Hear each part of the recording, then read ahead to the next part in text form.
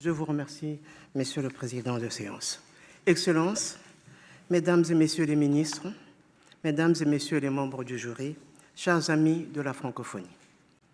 Avant de vous parler de mon programme, je voudrais vous dire ce qui m'amène devant vous. Je suis congolaise, je suis africaine. Mon histoire m'a appris très tôt que l'on peut appartenir profondément à son pays tout en étant ouvert à plusieurs mondes. Mon nom porte une mémoire. Pour autant, je ne viens pas devant vous seulement avec un nom, mais avec une expérience, une responsabilité et une conviction. Lorsque j'étais enfant, l'Égypte est devenue pour ma famille une terre d'accueil, de protection et de fraternité. Mon père, Patrice Emery Lumumba, le premier ministre du Congo, en 1960, quelque temps, il savait qu'il allait être assassiné. Et il cherchait un lieu pour sécuriser sa femme et ses enfants. Il a demandé au président Sékou Touré, qui lui a dit « Ah, mon frère, ce n'est pas le meilleur endroit pour la sécurité ». Il a demandé au président Kwame Nkrumah du Ghana, il lui a donné la même réponse. Ils lui ont dit « Écoutez, la meilleure réponse pour nous, c'est l'Égypte, du président Gamal Abdel Nasser ». Le président égyptien a accepté. Mon père a accepté d'envoyer femme et enfants. Mais ce qui est extraordinaire, les deux hommes ne s'étaient jamais vus, mais ils se connaissaient. Ils partageaient les mêmes valeurs, les valeurs de l'indépendance totale, de la souveraineté nationale, de la solidarité africaine et de l'unité entre les peuples. Et moi, je suis le produit de cette fraternité. Je suis le produit de cette solidarité africaine. Donc, non seulement nous sommes arrivés en Égypte, nous avons été exfiltrés par l'armée égyptienne sous mandat de l'ONU. Et le général de l'armée, des forces armées de l'ONU qu'à l'époque était marocain. Donc, pour vous dire, et les soldats à l'aéroport étaient égyptiens, étaient suédois. Nous avons eu des vrais faux passeports égyptiens. Mon grand frère François était Tarek, Patrice était Omar et moi j'étais Fatma. Et c'est comme ça qu'on est arrivé en Égypte.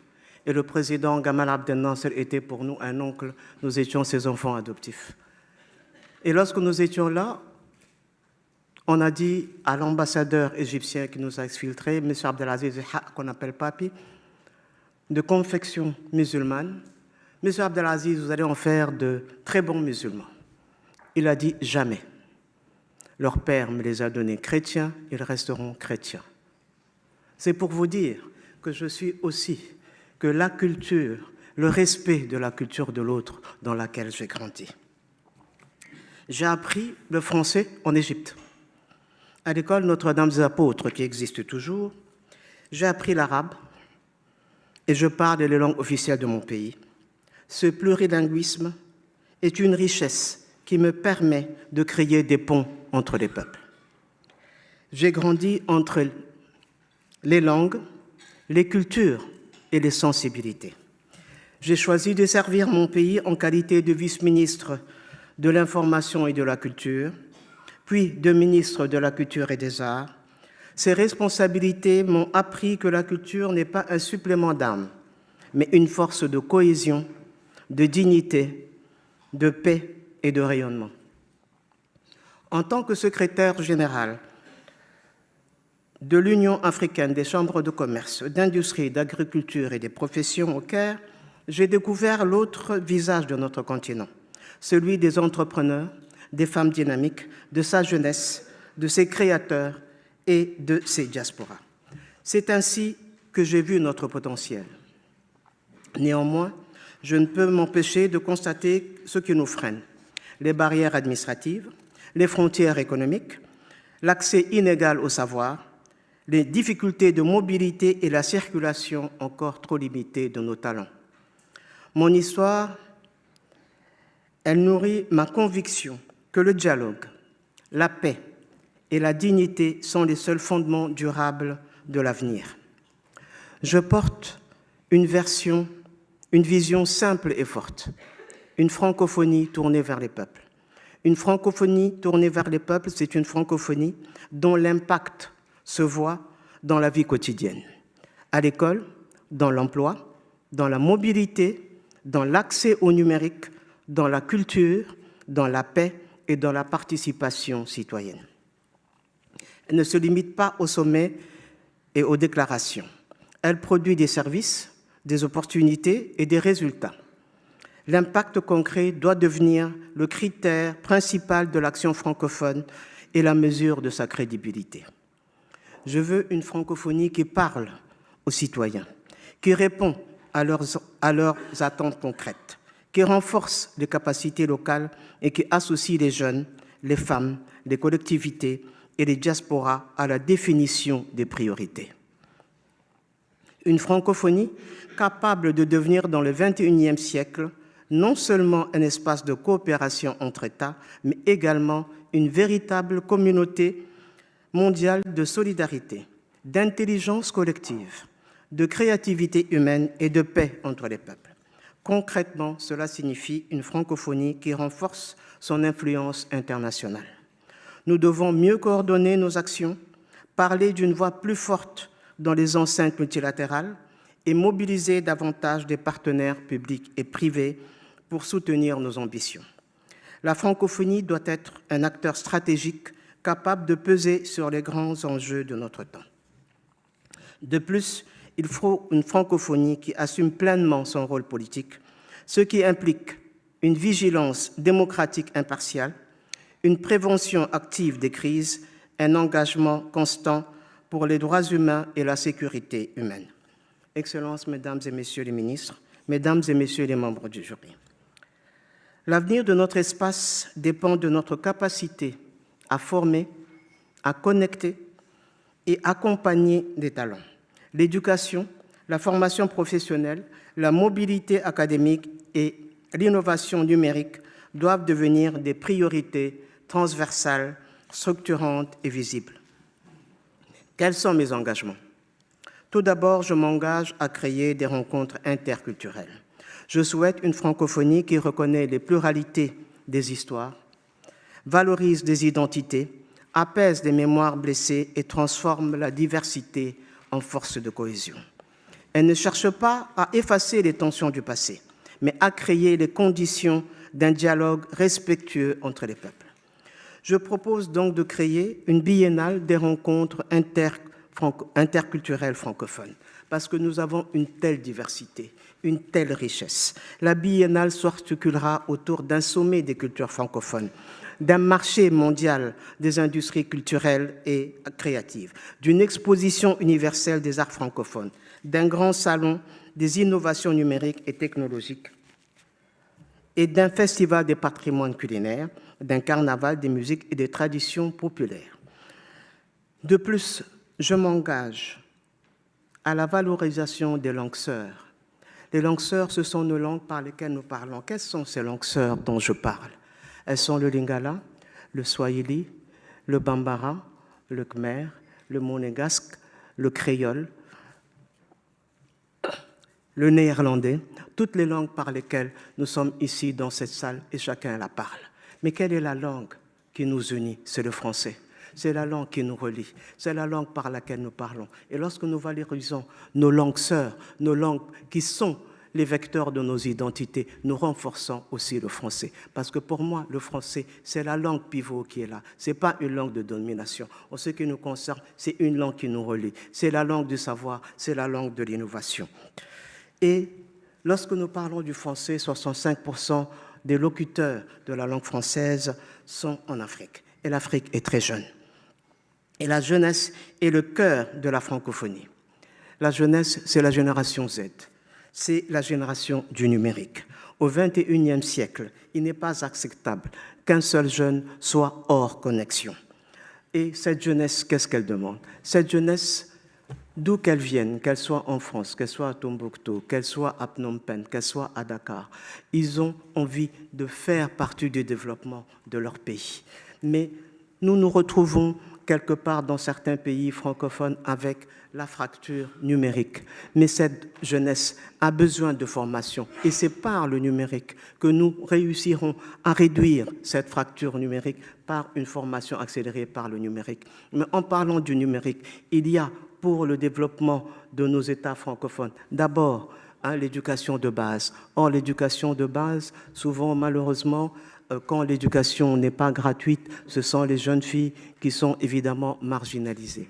Mais nous savons que par le numérique, par les applications qui existent, nous pouvons alphabétiser et scolariser ces jeunes filles, même dans les coins les plus reculés. Et c'est très important, en tout cas pour nous, pour la plupart des pays francophones, de faire en sorte que ces jeunes filles, non seulement apprennent à lire et écrire, mais qu'elles puissent avoir une formation et une alphabétisation qui leur permettent demain d'être autonomes financièrement. Et donc de cela. Et lorsque nous parlons de cela, qu'est-ce qui est important? Il est aussi important de promouvoir la mobilité, parce que quand je parle d'une francophonie plus solidaire, plus inclusive, plus proche des gens, il faudrait que ces jeunes qui ont besoin de formation, ces jeunes filles qui ont besoin d'école, ces entrepreneurs qui ont besoin d'investisseurs, il faudrait que nous puissions bouger, que nous puissions nous parler, que nous puissions dialoguer. Nous pouvons travailler ensemble, construire ensemble. La mobilité est l'un des instruments les plus concrets de la solidarité francophone. Elle doit bénéficier aux étudiants qui sont des doctorants, aux chercheurs, aux enseignants, aux artistes, aux entrepreneurs et aux jeunes professionnels dans le respect des compétences souveraines des États. L'objectif est de faciliter les échanges, les partenariats, les parcours professionnels et la circulation des compétences, sans créer d'obligations uniformes pour les États membres. Un mécanisme de mobilité francophone progressif et non contraignant renforce le sentiment d'appartenance, l'employabilité des jeunes, l'innovation et la coopération entre les sociétés francophones. Aujourd'hui, un immense changement est devant nous. L'intelligence artificielle. Je ne crois pas qu'il faille en avoir peur, mais il serait dangereux de la subir. L'intelligence artificielle transforme déjà l'école, les administrations, les emplois, la création culturelle et l'économie. L'école de demain ne sera pas sans professeur, ni une école qui ignore l'intelligence artificielle. Elle sera une école où le professeur reste au cœur de la transmission, mais dispose d'outils qui l'aident à mieux enseigner.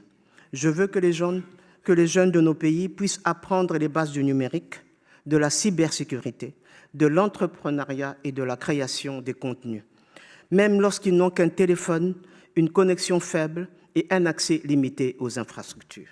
La vraie question est donc la suivante. Dans ce nouveau monde, le français sera-t-il une langue qui produit le savoir, qui invente, qui programme et qui décide, ou deviendra-t-il une langue que l'on traduit après coup? Je ne veux pas d'une francophonie qui découvre les technologies lorsqu'elles sont déjà conçues ailleurs. Je veux une francophonie capable de préparer ces jeunes, de protéger ces données, de valoriser ces langues et de participer pleinement à la création des outils de demain. Ainsi, je propose aux États et aux instances une alliance francophone pour l'intelligence artificielle et les langues. Son objectif sera concret. Développer des contenus, des données, des outils de traduction, transcription des voix qui comprennent mieux nos accents, nos expressions, nos institutions et nos réalités. Et je souhaite également mettre en place un pacte climatique francophone. Pourquoi un pacte climatique francophone? Parce que nombreux États francophones sont en première ligne face aux effets du changement climatique, alors même qu'ils disposent souvent de capacités limitées pour l'adaptation, la prévention des risques et la mobilisation des ressources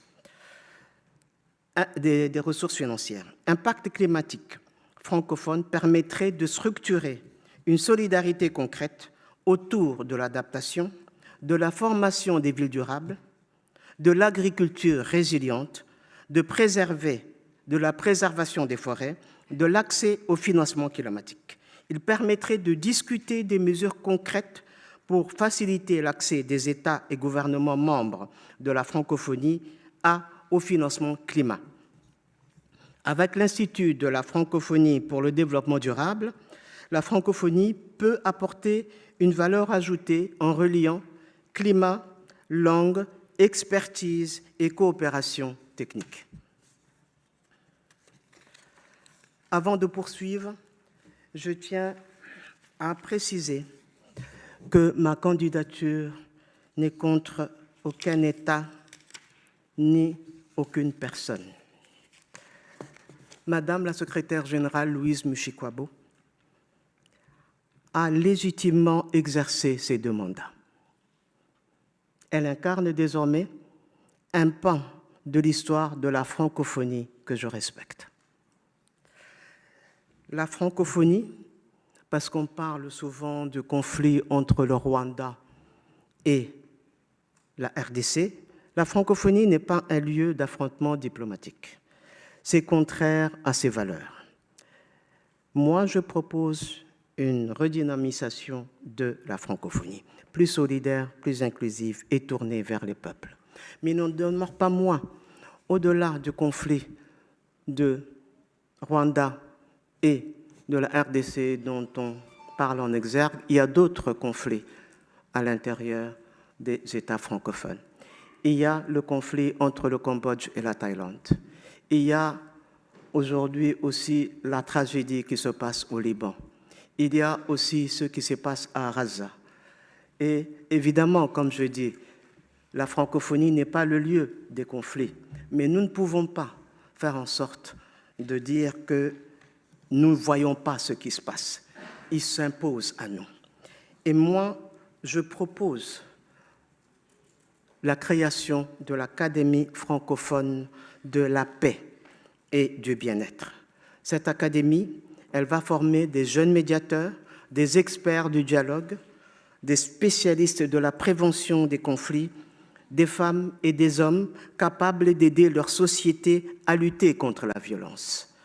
Il faut que la francophonie soit une organisation protectrice de la paix et du bien-être de nos peuples. Un espace de dialogue capable d'éteindre les braises avant que le feu ne prenne. Et j'ai le plaisir de vous annoncer que le gouvernement de la République démocratique du Congo a adopté cette proposition et qu'il l'a dotée d'un budget de 10 millions de dollars. Enfin, je m'engage à optimiser l'efficacité de l'OIF par la lisibilité des priorités, la coordination des opérateurs, la simplification des procédures, le suivi, évaluation et la concentration des moyens sur les programmes à fort impact. Je souhaite une organisation plus agile, plus cohérente et plus proche des citoyens. Renforcer la redevabilité vis-à-vis des États membres et mettre en avant les effets positifs de chaque programme dans la vie des peuples francophones. Je m'engage à ce que la charte de la francophonie soit ma boussole, la déclaration de Bamako, notre exigence démocratique, et la déclaration de Saint-Boniface, notre guide de prévention, de médiation et de paix. Je veux être très clair, la francophonie doit agir avec les États, jamais contre eux. Je ne vous promets pas des miracles en un jour, je vous propose une méthode de cohérence et de résultats. Le secrétaire général ne réussit pas seul. Son rôle est de coordonner, de proposer, de rassembler et de rendre compte. Avec les États, l'Assemblée parlementaire de la francophonie, les opérateurs de la francophonie, Agence universitaire francophone, TV5 Monde, Agence internationale des maires francophones, l'Université Senghor et les conférences ministérielles francophones, conférence des ministres de l'Éducation, des États et gouvernements de la francophonie, conférence des ministres de la jeunesse et des sports de la francophonie. Je veux mieux relier les programmes, éviter les doublons et rendre visibles pour les peuples et rendre les résultats visibles pour les peuples. Je souhaite une économie francophone productive et mobile. Il faut que nos jeunes puissent créer une entreprise, trouver un mentor, accéder à un marché, présenter un projet à des investisseurs développer une application sans avoir le sentiment que les frontières de l'espace francophone les enferment. Avec les chambres de commerce, les incubateurs, les collectivités, les banques de développement et les diasporas, nous pouvons faire circuler davantage les compétences, les idées et les opportunités. De Kinshasa à Montréal, de Dakar à Paris, de Port-au-Prince à Rabat, de Kigali à Phnom Penh, la francophonie doit être un espace où l'on peut imaginer, produire et coopérer. Enfin, je compte engager une politique de dialogue de haut niveau pour régulariser les arriérés et convaincre les États membres de l'importance de leur engagement financier. Il est nécessaire d'augmenter les contributions volontaires ainsi que les contributions fléchées selon les intérêts respectifs des États. Nous ferons appel au secteur privé, aux banques de développement et aux acteurs multilatéraux pour mettre en place des projets conjoints à fort impact. Excellence, la francophonie a besoin d'un leadership qui rassemble, qui apaise et qui transforme. D'un leadership enraciné dans l'histoire, mais tourné vers l'avenir. Notre diversité est notre force. Que vive la francophonie des peuples et que vive la solidarité entre les peuples. Je vous remercie.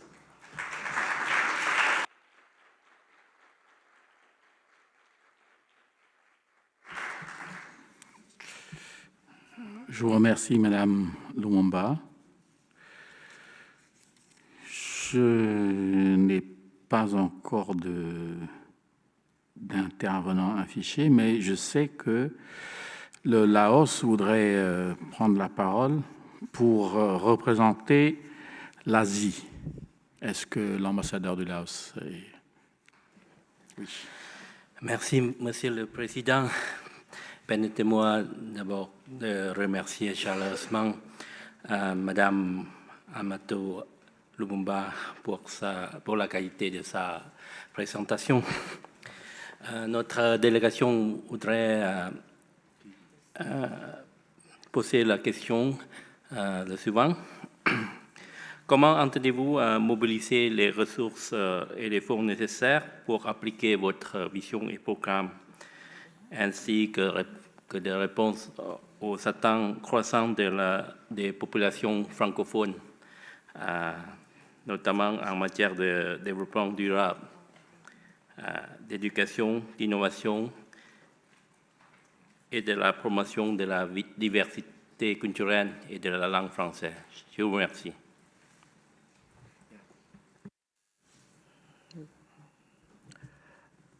Excusez-moi, je n'ai pas très bien suivi la question. Je suis désolé de mal exprimer. Je voudrais vous poser une question concernant votre par quel moyen et par quelle méthode vous pouvez mobiliser les fonds et les ressources financières nécessaires pour accomplir votre programme, ainsi que pour répondre aux besoins de notre espace francophone en termes de la promotion de la diversité culturelle et de la langue française ou le développement durable. Merci. Je vous remercie.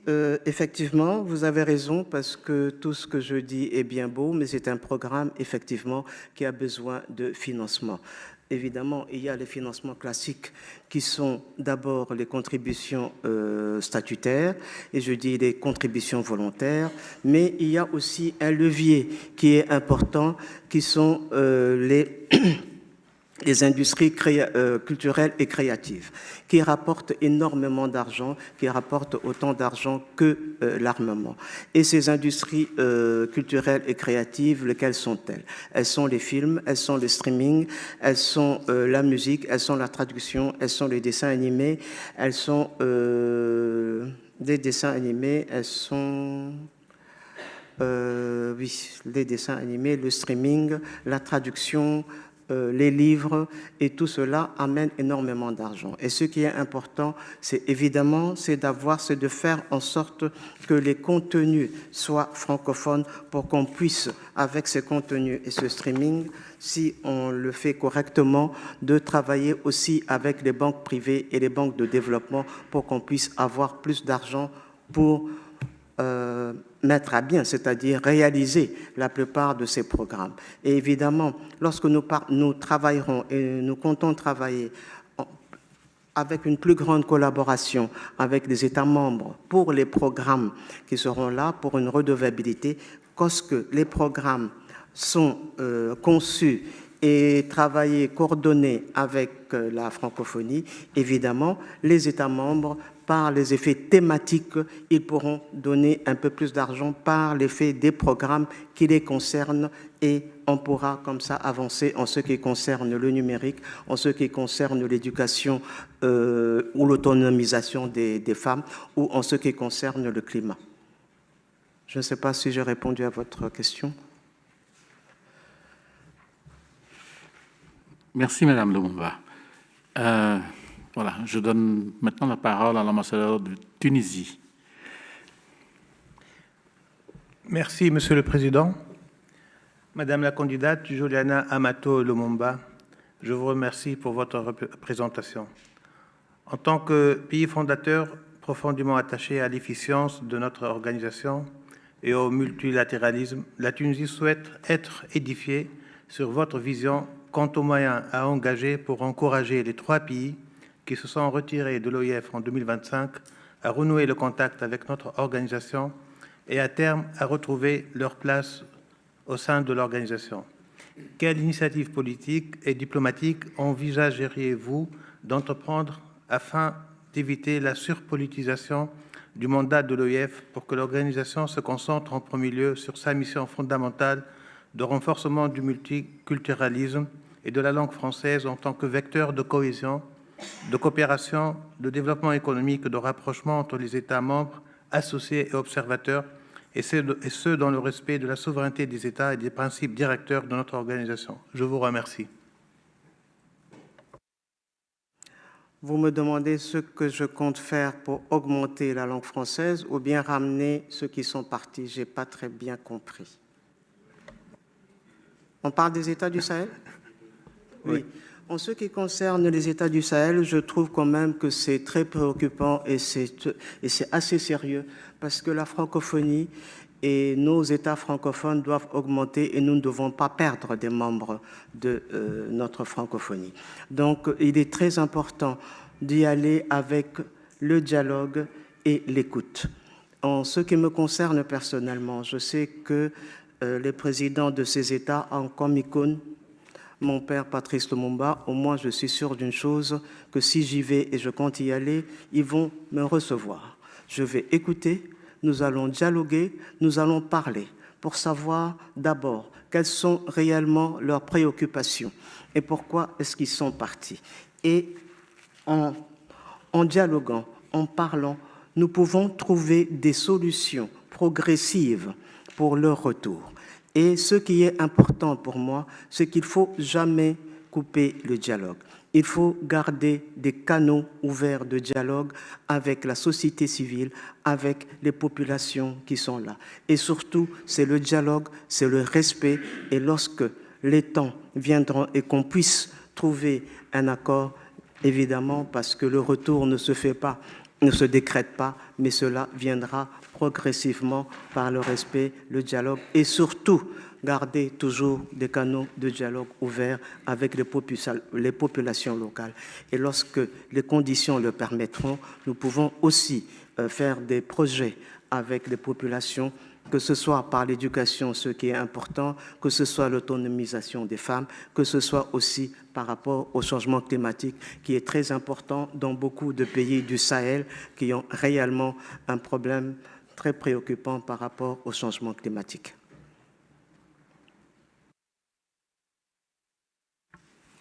Merci, Madame Lumumba. Je ne sais pas si nous avons le vice-ministre de l'Égypte en ligne.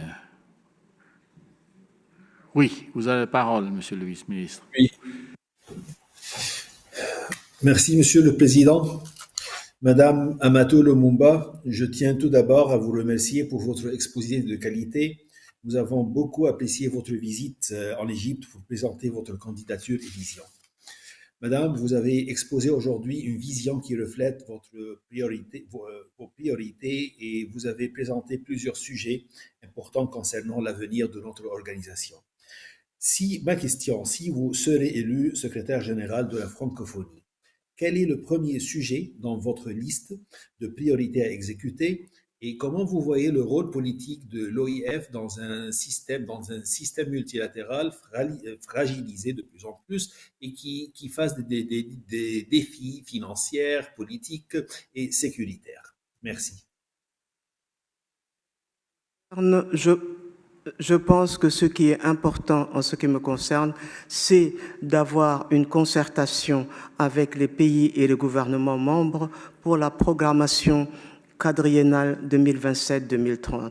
Parce que c'est très important en ce qui me concerne que les États membres aient un mot à dire en ce qui concerne la programmation des programmes et des thèmes qui sont dans le programme 2000 quadriennal, qui soit plus proche, parce que ça sera une coopération concertée, évidemment, avec des thèmes prioritaires pour les États membres et pour la francophonie. Donc, avec cette coordination, nous pourrons avoir non seulement des programmes qui ont de l'impact, mais en plus une redevabilité. Parce que nous devons savoir qu'est-ce que nous venons faire là.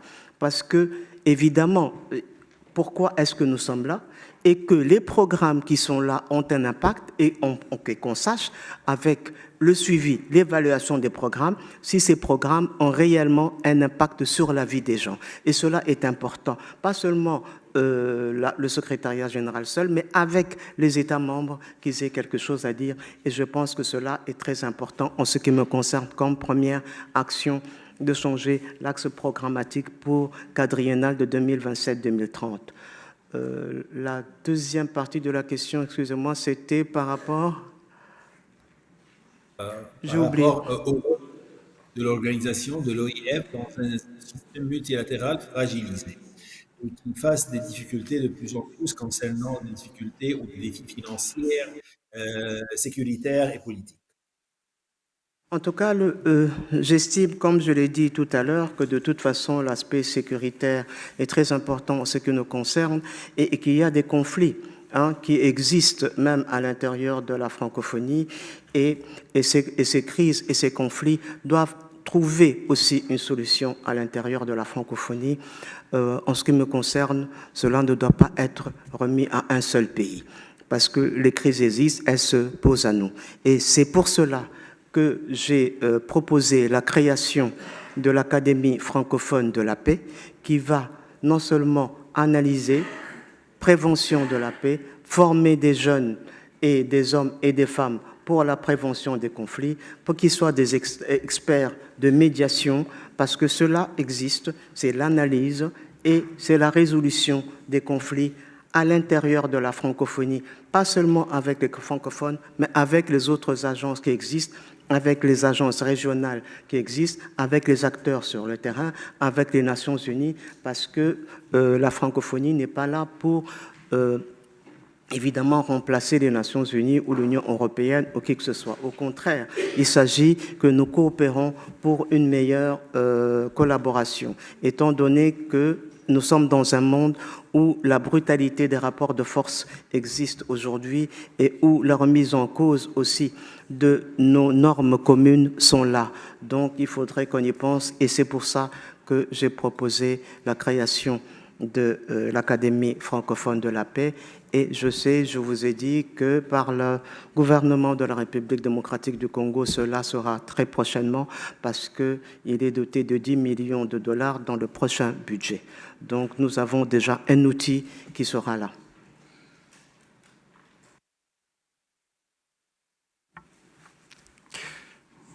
Merci encore, Madame Lumumba. Je donne la parole maintenant à l'ambassadeur du Liban.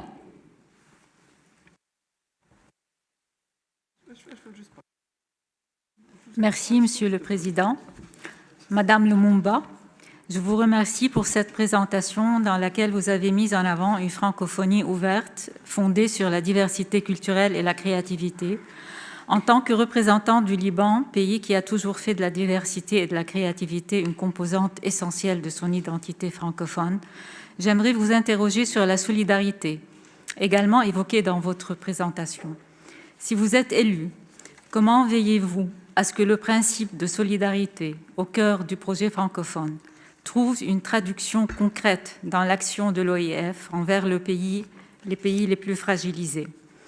Comment envisagez-vous de transformer cette solidarité en un mécanisme plus structuré et plus opérationnel, permettant aux États membres ayant acquis une expérience dans la gestion des crises, qu'elles soient politiques, économiques, sécuritaires, sanitaires ou humanitaires, de partager leurs bonnes pratiques et de contribuer au renforcement des capacités collectives de l'ensemble de l'espace francophone? Merci. Oui, parce que je vais vous répondre tout de suite.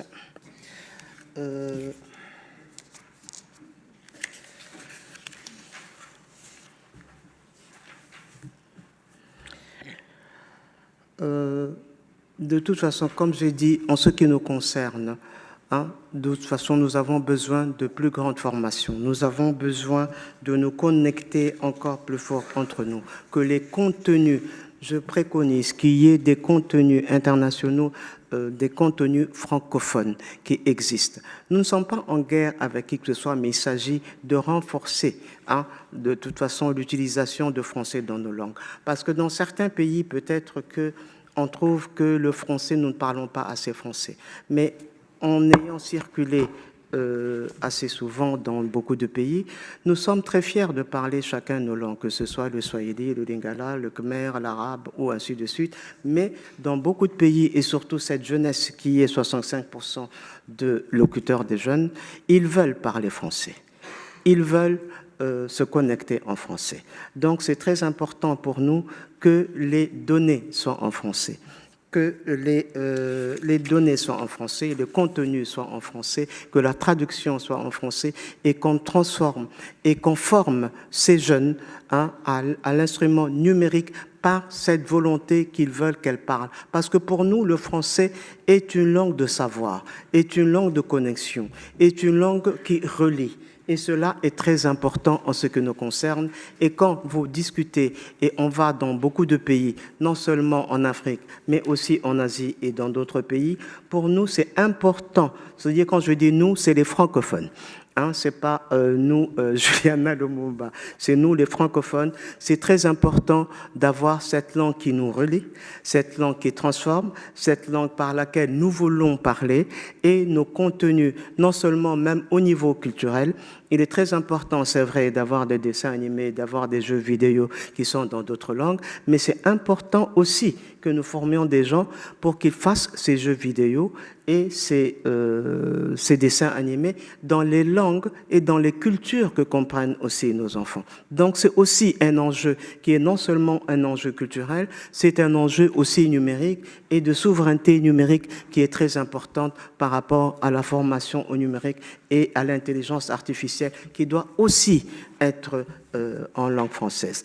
Mais cela se arrivera comment? Comme je disais, par la mobilité. Parce que nous avons besoin de réfléchir, de travailler, de se former, de se connecter. Et cela, ça sera beaucoup plus facile quand les chercheurs en intelligence artificielle, quand les professeurs, quand les enseignants, quand les doctorants, je parle de valeur ajoutée, je parle même de recherches qui peuvent se faire d'un pays quand il y a plus de mobilité, qu'il y ait des chaires et des doctorats croisés, des chaires qu'on peut élever aussi à un niveau autre par la mobilité. Et je dis cette mobilité, elle viendra, elle n'est pas, c'est pas une contrainte, mais elle viendra par la volonté des peuples parce que nous avons des problèmes communs que nous voulons régler, parce que la francophonie doit être aussi le lieu où nous trouvons des solutions concrètes à nos problèmes. Effectivement, il y a des agences et on a une grande expertise, mais lorsque je parle de la francophonie des peuples, c'est aussi des associations, c'est aussi des communautés qui puissent parler et discuter ensemble. Il y a quelques années, Haïti a envoyé des professeurs de français en RDC, donc c'était non seulement au niveau bilatéral, mais au niveau communautaire. Nous avons trouvé aussi c'était des médecins, si je m'abuse, ils étaient tchèques, qui sont partis au Liban pour dire que c'est important que nous nous parlions, qu'il y ait une plus grande mobilité, qu'il y ait une plus grande solidarité, pour que nous parlions le même langage et trouvons les problèmes que nous pouvons résoudre ensemble en tant que francophones. Et cela, pour moi, une manière d'être plus inclusif, plus proche des gens et surtout que nos programmes aient un impact sur les populations. Et ça, c'est important. Merci beaucoup, Madame Lumumba. Je donne la parole au représentant personnel du Premier ministre du Canada. Bonjour, Madame Lumumba. Le développement de la francophonie économique est une priorité pour le Canada. Nous souhaitons créer un environnement favorable à l'investissement, au commerce, à l'innovation entre les États et gouvernements membres, en nous appuyant sur notre langue commune, sur nos valeurs communes. Quelle est votre vision pour la francophonie économique? Quelle est votre vision pour que cette dernière génère des retombées concrètes? Et comment entendez-vous en assurer la mise en œuvre si vous êtes élu? Tout à l'heure, évidemment, il y a la francophonie économique. Attendez, que je ne dise pas de bêtises.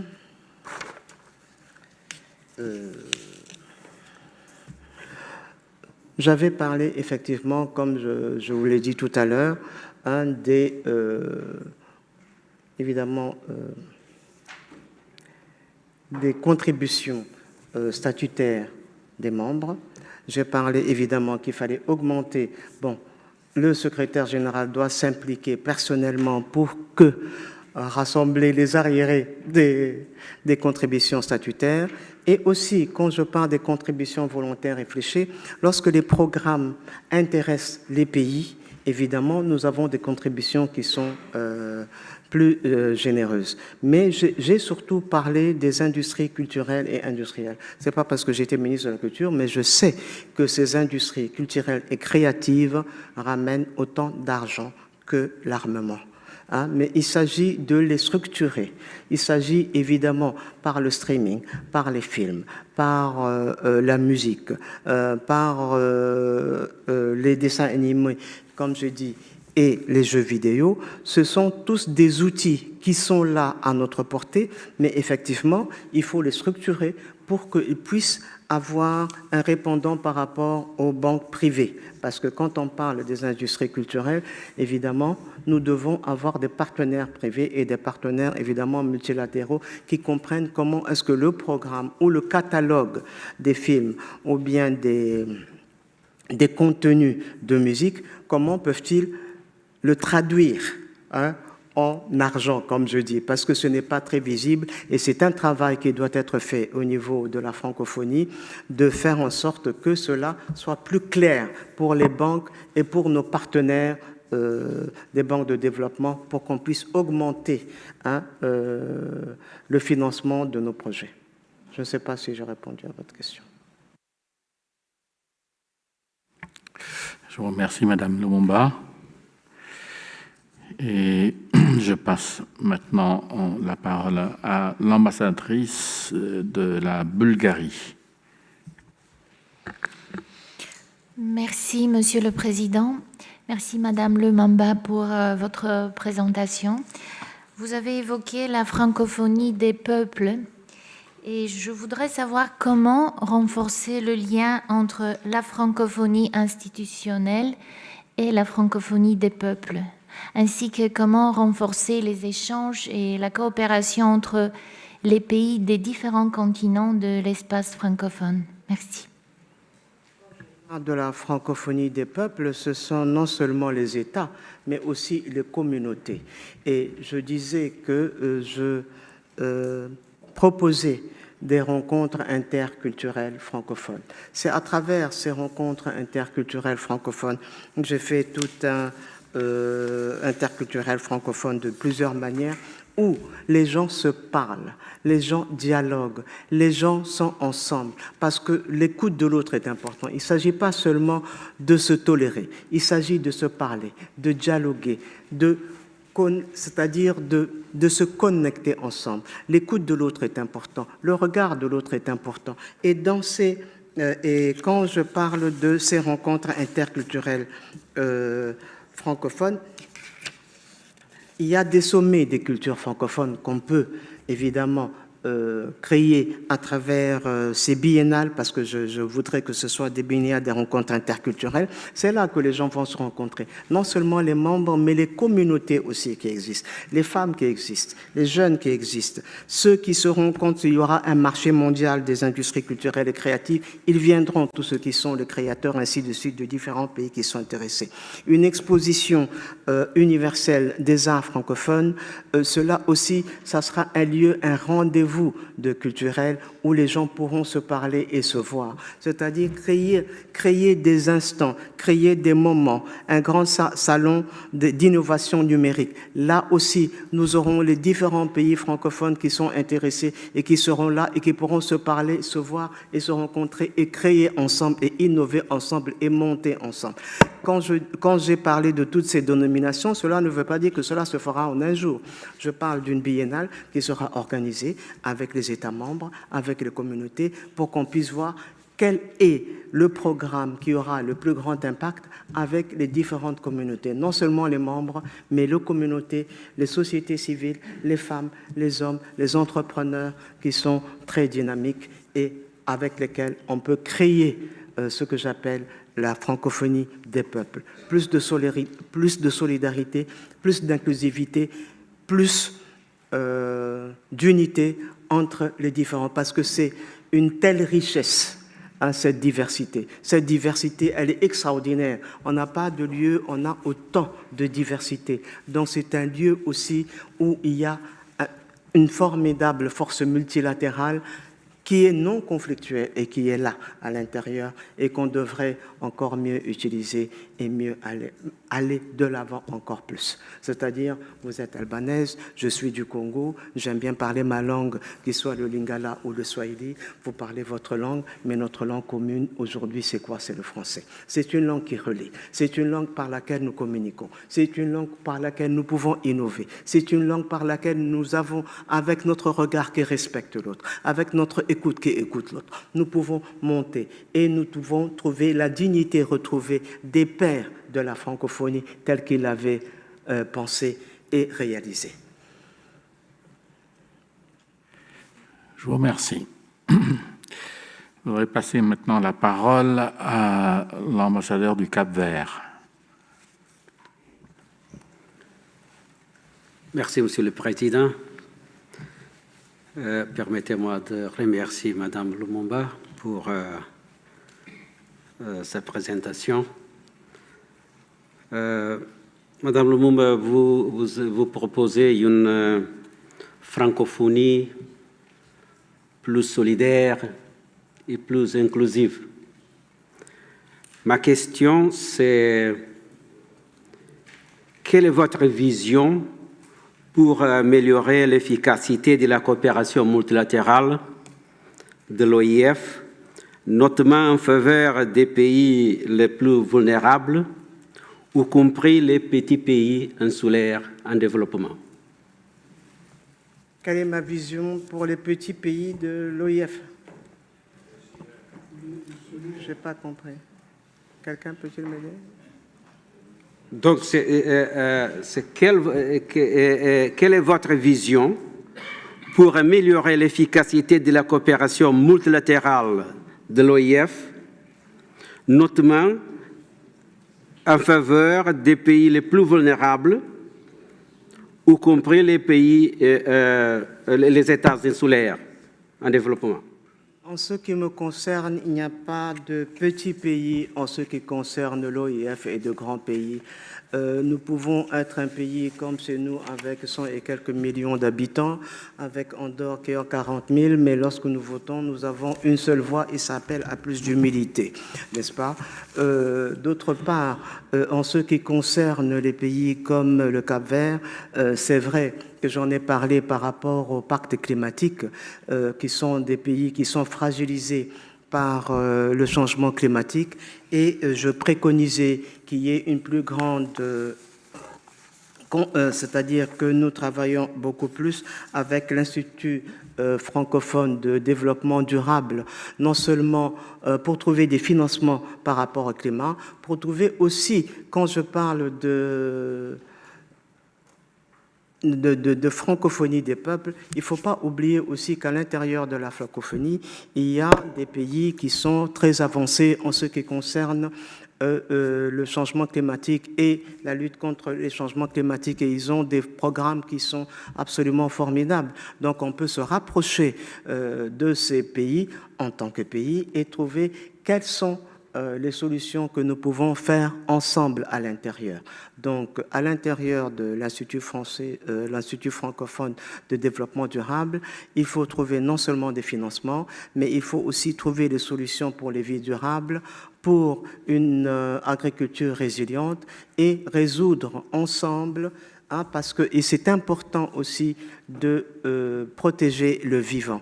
Et c'est important d'être à côté des pays qui sont vulnérables, non seulement par rapport au Cap-Vert pour l'eau, par exemple, et les océans, mais nous avons aussi ce problème climatique avec les pays de la désertification de pas mal des pays qui sont en Afrique. Parce que je sais, par exemple, que nous avons un problème sérieux avec le Tchad et le Congo. Donc, nous avons tous les bétails d'Imbororo qui viennent chez nous, par exemple, et cela pose un problème. Et nous devons trouver des solutions, parce que non seulement des problèmes vis-à-vis de la désertification, mais cela pose aussi des problèmes de sécurité. Donc, avec toutes ces populations qui ne sont pas aux frontières, mais qui sont à l'intérieur des pays. Donc, vous voyez bien que nous avons quelques défis à régler par rapport au changement climatique, de sécurité, et évidemment, nous devons les réfléchir ensemble, les travailler ensemble à l'intérieur de l'Institut francophone de développement durable. Pour la sécurité, évidemment, nous devons y réfléchir ensemble, comme je dis, à l'intérieur de l'Académie francophone de la paix, mais aussi, il faut toujours travailler avec les autres organismes et institutions qui existent, que ce soit les Nations Unies, que ce soit l'Union européenne, que ce soit toutes les autres aussi organisations régionales avec lesquelles nous pouvons travailler pour régler ces problèmes qui se posent à nous de façon très forte en ce moment. Je vous remercie pour votre réponse. Et la parole maintenant est donnée à l'ambassadeur de Belgique. Merci beaucoup, Monsieur le Président. Madame Lumumba, vous avez répondu déjà à plusieurs questions que je voulais vous poser, et à satisfaction. Donc, je passe mon tour et comme ça, d'autres personnes auront des possibilités à vous interroger. Merci beaucoup.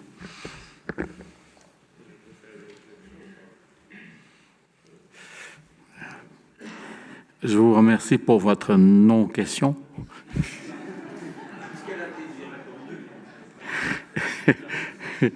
Et maintenant, nous avons juste le temps pour... attendez. La Suisse. Merci beaucoup, Monsieur le Président, Madame Amato Lumumba. J'ai aussi une question qui suit un peu dans le sujet de l'intelligence artificielle, dont vous avez à juste titre relevé aussi l'importance. Et moi, j'ai plutôt une question à vous en termes de gouvernance. Donc, le multilatéralisme et Genève en étant un pôle mondial de la gouvernance de la diplomatie numérique, quel rôle vous voyez là pour l'OIF et quelles ressources vous voyez que l'OIF peut mettre à disposition pour garantir une place du français dans ces technologies numériques et l'intelligence artificielle?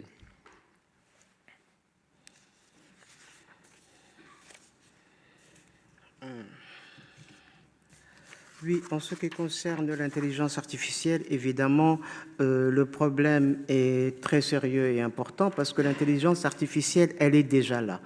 Comme je dis, elle est en train de transformer nos administrations, l'école et un peu partout. Donc, l'intelligence artificielle, on doit l'intégrer, de ne pas en avoir peur.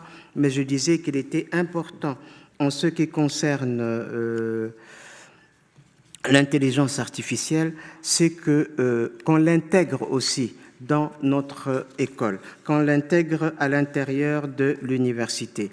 C'est-à-dire que nous devons préparer les jeunes, protéger les données. Nos données doivent être en français, les outils, développer des contenus francophones, des données francophones, des outils de traduction, de transcription des voix qui comprennent mieux nos accents, nos expressions, nos institutions et nos réalités.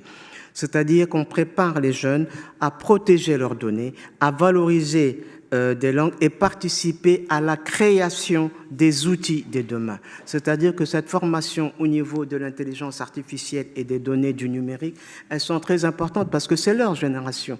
Donc nous, ce qu'on va faire, c'est les aider à avoir une meilleure formation dans le numérique, à être des experts dans le numérique, parce que c'est leur vie et c'est la vie de la francophonie. On ne peut pas toujours être en arrière. C'est-à-dire que nos pays puissent apprendre aux jeunes les bases du numérique, de la cybersécurité francophone, de l'entrepreneuriat et la création de contenus. Et c'est très important qu'on ait des contenus internationaux au niveau international en français.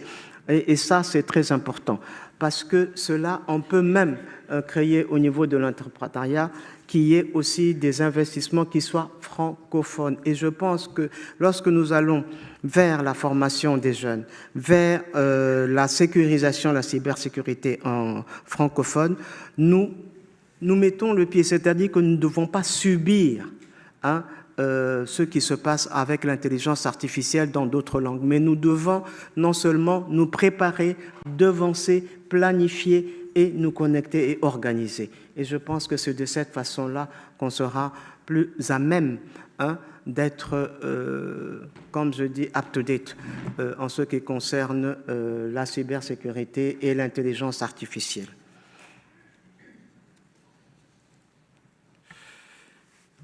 Merci encore une fois, Madame Lumumba. Nous arrivons maintenant au terme de cette audition. Je sais qu'il y a encore des participants sur la liste qui voudraient intervenir pour poser d'autres questions, mais malheureusement, notre temps est fini. Et je vous remercie pour ces échanges, Madame Lumumba, et vous souhaite une bonne fin de journée.